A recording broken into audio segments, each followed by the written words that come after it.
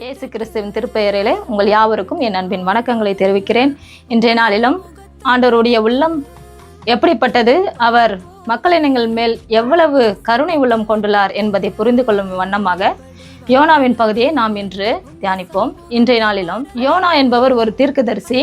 அவரின் வழியாக கூட நினிவே என்ற மக்கள், அதாவது 1,00,000 பேருக்கும் அதிகமான மக்கள் வாழ்கின்ற அந்த பகுதியில் அநேக தவறுகள், அநேக ஆண்டவருக்கு விரோதமான காரியங்கள், கொலை, கொள்ளை, கற்பழிப்பு போன்ற அநேகமான தவறான காரியங்கள் அங்கே நடைபெற்று கொண்டிருக்கிறது. அவருடைய பொல்லாப்பு ஆண்டவருடைய சமூகத்தில் வந்து நிற்கும் பொழுது அவர்களை கடைசியாக எச்சரிக்கும் விதமாக இந்த யோனா தீர்க்கதரிசி அனுப்புகின்றார்.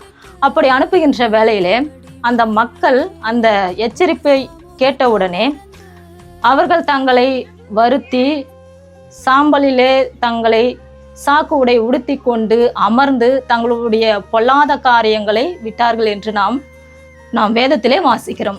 அது மட்டுமல்ல, அந்த மாநகரை ஆண்டு கொண்டிருக்கிற அந்த அரசனும் கூட அவனுடைய அரச அவையை விட்டு அல்லது அரியணையை விட்டு அவன் தன்னை தாழ்த்தி தன்னுடைய காரியத்திலே அல்லது அவனுடைய செயல்களிலே என்ன பொல்லாப்பு இருக்கிறது என்பதை அறிந்து அந்த மன்னனும் கூட என்ன செய்கிறான், சாம்பலிலே அமர்ந்து தன்னை வருந்தி ஆண்டவரிடத்தில் ஒப்பு கொடுக்கிறான். தன்னுடைய காரியங்களை அவன் சீர்படுத்தி கொள்கிறான்.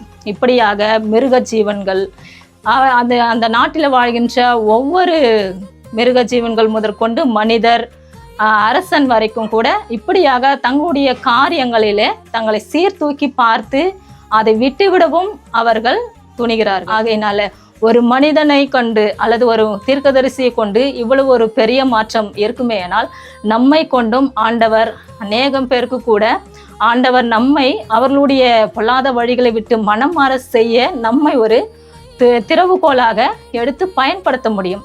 ஆகையினாலே அவருடைய அந்த அழைப்பை ஏற்று, கடவுளுடைய அழைப்பை ஏற்று கூட நாமும் கூட நம்மை சுற்றி இருக்கின்ற அநேக உறவுகள் மத்தியில் அல்லது அநேக அறிமுகமானவர்கள் மத்தியில் நன்மையானதையும் நலமான காரியங்களையும் நாம் பிறருக்கு எடுத்துரைக்கும் போது நன்மையின் உள்ளத்தின் மாற்றங்கள் அநேகருக்கு உண்டாகும்.